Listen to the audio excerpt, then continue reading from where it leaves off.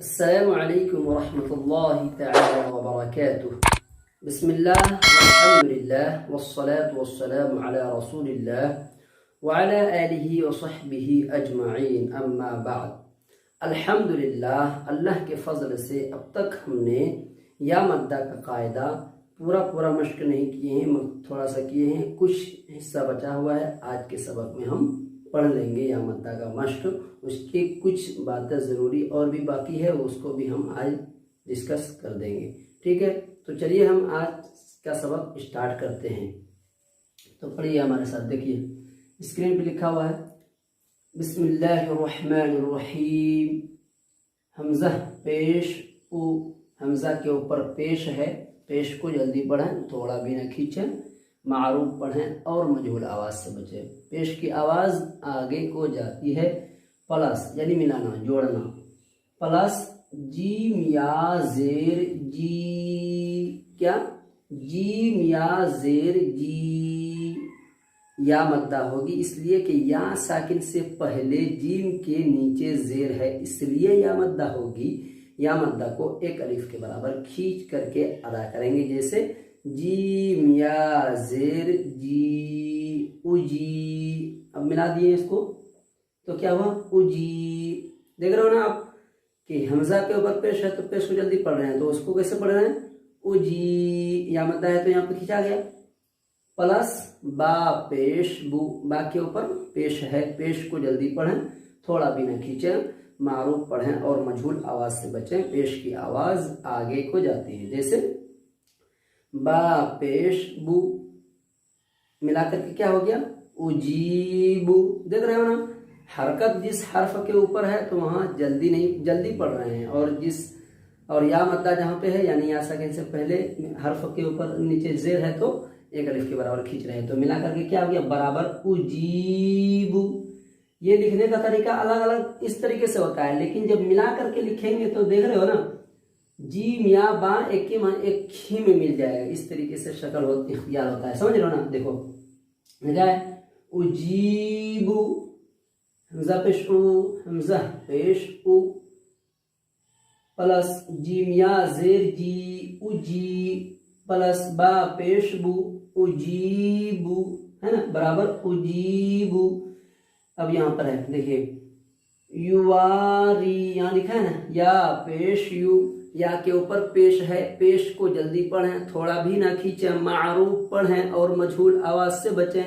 पेश की आवाज आगे को जाती है, जैसे हमजा, या पेश यू, प्लस वाव अलिफ जबर वा, यहाँ पर एक अलिफ के बराबर खींच करके पढ़ेंगे। क्यों, इसलिए कि हम पीछे पढ़ चुके हैं कि अलिफ से पहले किसी भी हर्फ के ऊपर अगर जबर आएगा तो वहां पर अलिफ मद्दा होगा, और अलिफ मद्दा को भी एक अलिफ के बराबर खींच करके पढ़ते हैं। इसीलिए हम यहाँ पे गलती नहीं करेंगे, बल्कि कैसे पढ़ेंगे, वाव अलिफ जबर वा, क्या हो गया, युवा, प्लस यानी जोड़ना, रा या जेर री, यहाँ पर या मद्दा है, समझे, वहां अलिफ मद्दा हुआ, इसमें या मद्दा, या सेकंड से पहले रा के नीचे जेर है, इसलिए या मद्दा होगी। या मद्दा को एक अलिफ के बराबर खींच करके अदा करेंगे, जैसे रा या जेर री, क्या हो गया, या पेश यू, वाव अलिफ जबर वा, युवा, प्लस रा या जेर री,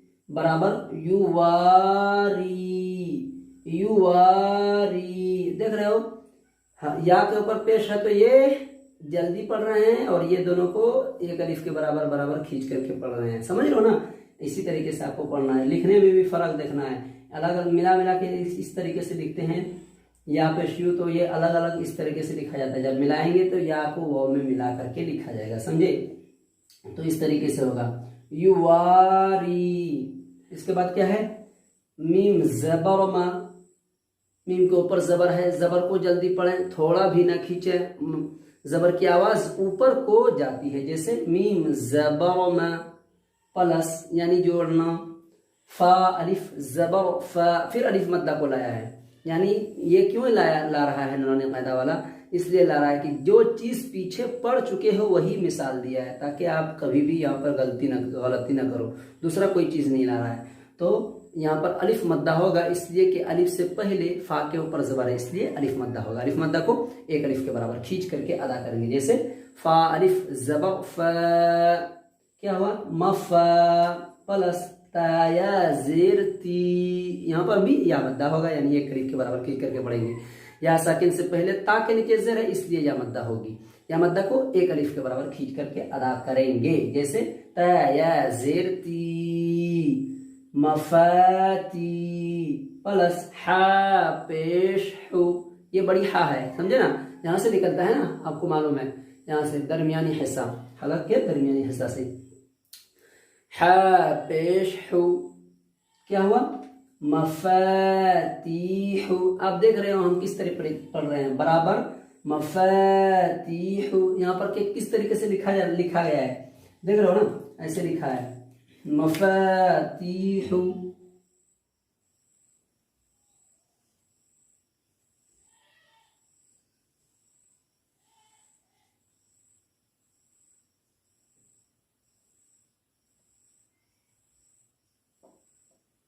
मफातीहु, ये मिला हुआ नहीं है, ठीक ना, मफातीहु बराबर मफातीहु, ये अलग अलग लिख करके मिला करके सब मिला के यहाँ पे दिया हुआ है।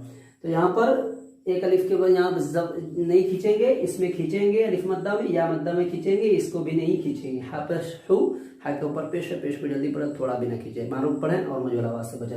तो ऐसा आपको किस तरह पढ़ना, बराबर मफातीहु, देख रहे हो किस तरह पढ़ रहा हूं मैं, यहाँ पर जबर है तो यहाँ पे नहीं खींच रहा हूँ, फिर फा के ऊपर जबर है लेकिन अलिफ से पहले फा के ऊपर जबर है, इसलिए यहाँ पर खींच रहा हूँ। उसके बाद या साकिन से पहले ता के नीचे जेर है, इसलिए खींच रहा हूँ, यहाँ मद्दा होगी। सबका कायदा मालूम हो गया। तो आपको इस तरीके से पढ़ना मफातीहु। हाँ, अब एक बात यह है कि आपको जिस तरीके से हम कल बताए थे कि या साकिन से पहले जेर हो और या साकिन के बाद कोई हर्फ मिला हुआ हो और उस हर्फ के ऊपर या तो जबर हो या जेर हो या पेश हो या दो पेश हो या दो जेर हो, यानी ये पांचों में से कोई भी हरकत हो उसके ऊपर या तनवीन हो उसके ऊपर, और क्या कहते हैं वहां पर अगर हम जज्म ठहरेंगे और वक्फ दे करके जज्म दे करके वक्फ करेंगे तो वहां 3 अलिफ के बराबर खींचा जाएगा। इसी तरीके से एक और चीज बात रह गई थी आपको कल बताने के लिए, मैं दूसरी बात बता देता हूं आपको, वो कर देता हूं कि जैसे आप जैसे ये देख रहे हो अजीबुन, है ना,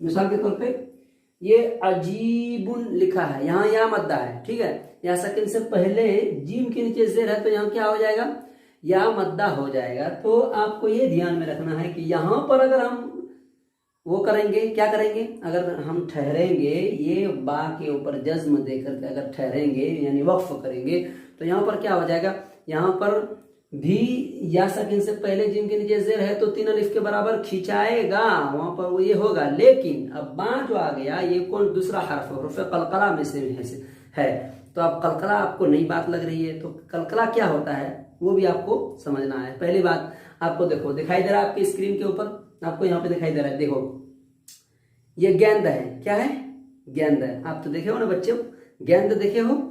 तो आप मिसाल देता हूं, जिस गेंद क्या होता है, गेंद की सिफत क्या होता है गेंद की, कि अगर उसको किसी भी दीवार के ऊपर मारोगे, जैसे दीवार के ऊपर ऐसे मारोगे तो क्या होगा, गेंद वापस आ जाएगा, आएगा कि नहीं आएगा।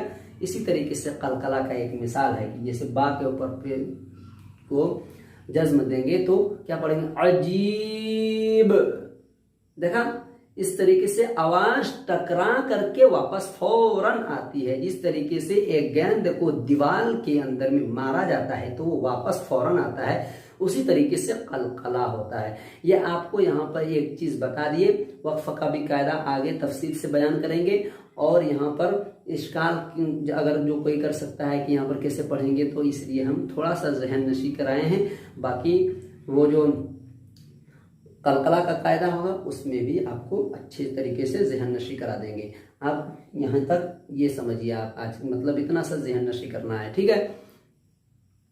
अगला है रा अलिफ ज़बर रा, अलिफ मद्दा होगा इसलिए कि अलिफ से पहले रा के ऊपर ज़बर है, इसलिए अलिफ मद्दा होगा।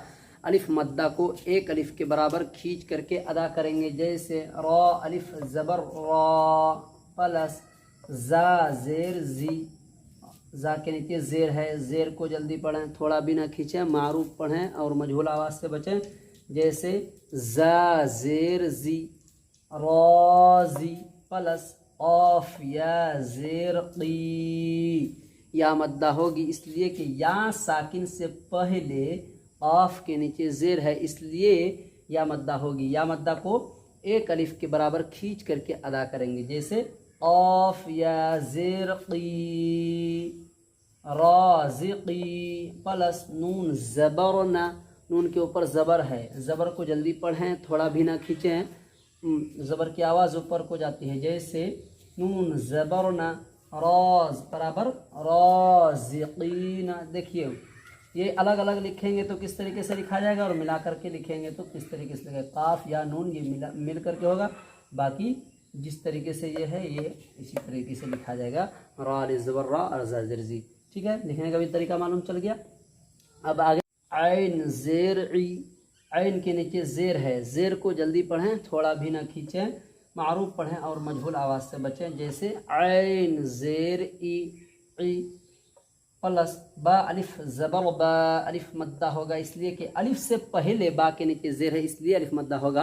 अलिफ मद्दा को एक अलिफ के बराबर खींच करके अदा करेंगे, जैसे बा अलिफ ज़बर बा इबा, क्या हो गया इबा, दाल या ज़ेर दी प्लस दाल या ज़ेर दी। या मद्दा होगी इसलिए कि या साकिन से पहले दाल के नीचे ज़ेर है, इसलिए या मद्दा होगी। या मद्दा को एक अलिफ के बराबर खींच करके अदा करेंगे, जैसे बराबर इबादी। यहाँ पर अलग अलग लिखा गया है, ठीक है, यानी ज़ेरी अगर लिखेंगे अलग से तो इस तरह लिखा जाएगा बा, अगर इसको मिलाकर और ये लिखेंगे पूरा तो यहाँ पर मिला करके किस तरीके से लिखा जाएगा वो आपको दिखाई दे रहा है, आपको स्क्रीन पे इसी तरीके से लिखना है, बराबर इबादी। फ़र्क ये करना है कि ऐन के नीचे ज़ेर है तो ज़ेर वाले हर्फ को बल्कि क्या करना है, एक अलिफ के बराबर नहीं बल्कि जल्दी पढ़ना है, और अलिफ से पहले बा के ऊपर ज़बर है तो एक अलिफ के बराबर खींचना है। या साकिन से पहले दाल के नीचे ज़ेर है तो यहाँ पर भी एक अलिफ के बराबर खींचना है, इसलिए कि यहाँ पे या मद्दा होगा, यहाँ पे अलिफ मद्दा होगा। ये दो कायदा आप पढ़ लिए हैं।